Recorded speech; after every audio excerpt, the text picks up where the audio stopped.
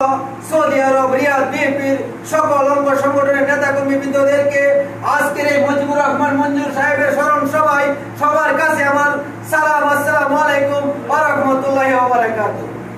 আমরা জানি আমাদের কিশোরগঞ্জ জেলার বিএনপির রূপকার যার আদর্শে আদর্শিত হয়ে বাংলাদেশ জাতীয়তাবাদী দল বিএনপি কিশোরগঞ্জ জেলায় সুসংগঠিত হয়েছে।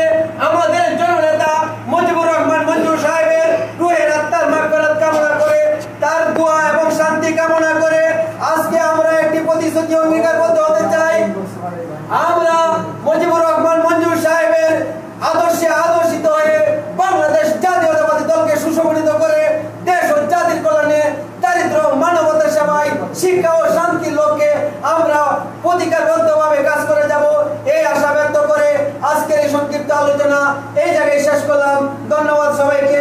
জয় হোক বাংলাদেশের, জয় হোক বাংলাদেশ মেহনতি মানুষের, জয় হোক বাংলাদেশ জাতীয়তাবাদী দল বিএনপি। ধন্যবাদ সবাইকে।